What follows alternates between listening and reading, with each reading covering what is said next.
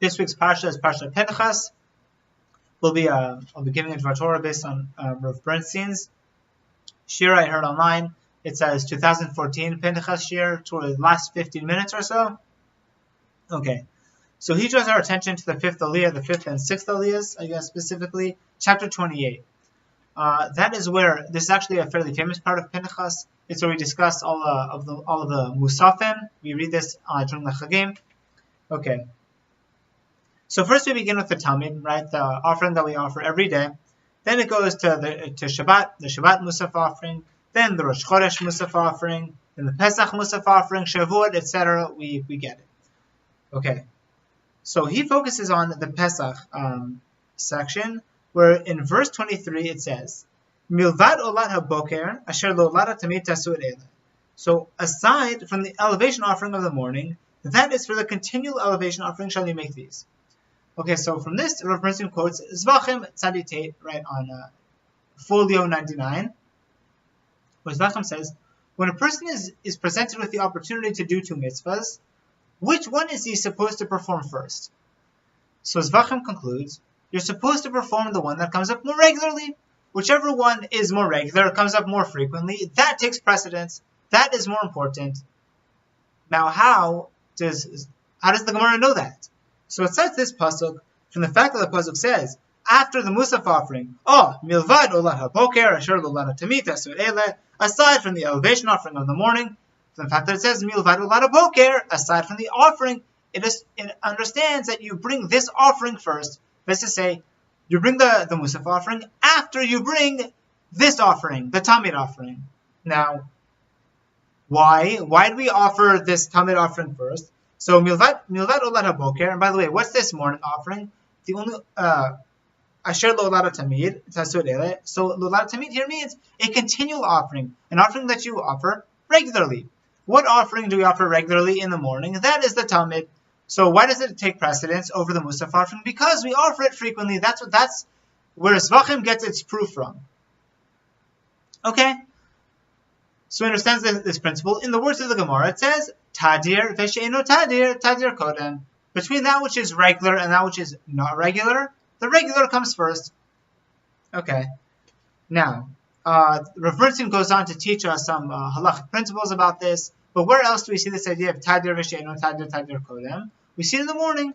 When a guy goes to shul, he takes his talit and his tefillin with him to synagogue. Now, which one does he put on first? So it says, the halacha is that you put on your talit first, and then you put on your tefillin. Why is that? Nimukei Yosef says explicitly, that's because tadir v'she'eno tadir, tadir kodem, right? The talit you put on every single day, be it Shabbat, Yom Tov, Yom Chol, it makes no difference, you put your talit on. However, with tefillin, yes, you put it on during Echol. However, on Shabbat, you don't put it on. On Yom Tov, you don't put it on. So because you put on your talit when you don't put on your tefillin, and you put on your talit always, the talit gets put on first. Okay, well, moving on.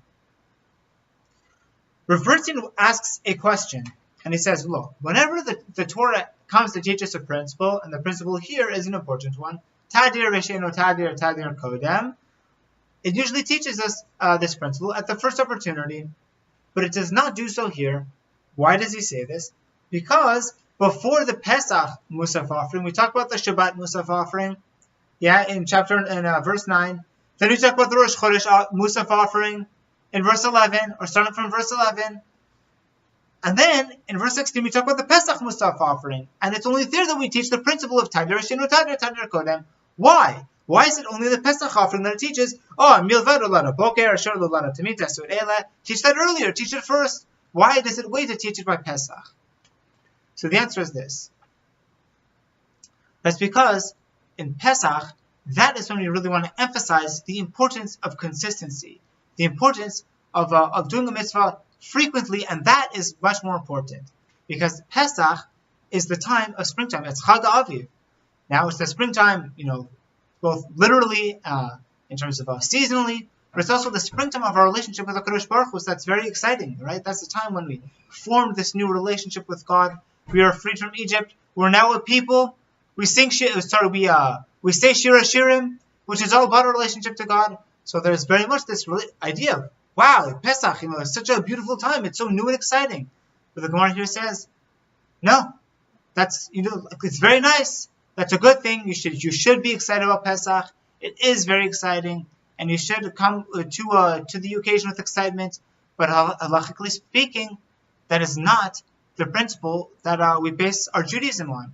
Because Judaism, the building blocks of Judaism are the things that we do regularly, the things that we do frequently, and on a regular basis.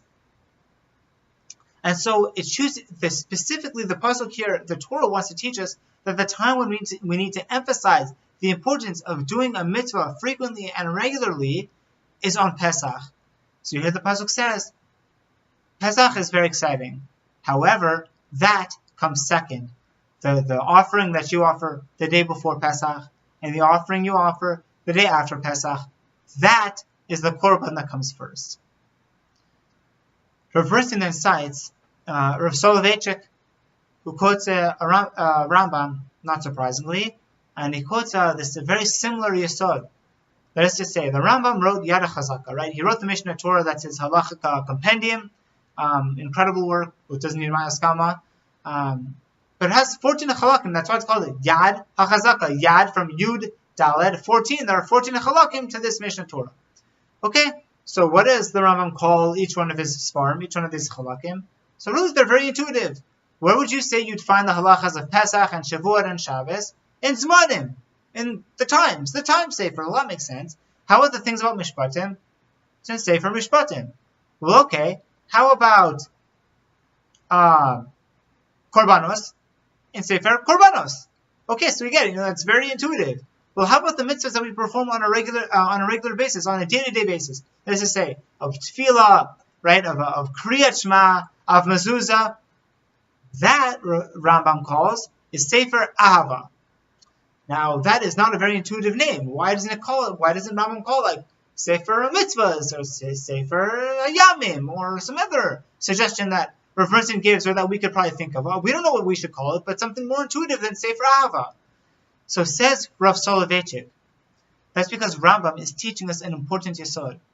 The Ahava, right? Ahava is built through day-to-day things that we do regularly. Love between two parties is not expressed, every so often. It's like every once in a while we'll express this love. No, the love is expressed on a day-to-day basis by the mitzvahs that surround us. When you say Shemona Esrei, you do that multiple times a day. That's where the love is built. Kriyat Shema, you do that twice a day. That's where the love is built. Mezuzahs, it surrounds our whole houses. That's where the love is built. So you see, that's what the Rambam is trying to teach us, that the place where we put value is on the things that come frequently, because sometimes we look at that and like, oh, let's find the new and exciting mitzvah. But no, the Sefer Ahava, those are the things that we do regularly. Because even though Pesach is a very exciting time, and all these other times are very exciting, Pesach and Yom Kippur, those things are exciting. But ultimately, Tadir Vesheno Tadir Kodim. Not only because they're more important, because that's where the love is built. That's where the love is infused. When you're doing these Tadir mitzvahs, that's where you build the love. There's more love to give there. That are Divrei Rav Bernstein and Rambam. Shabbat Shalom, and take care.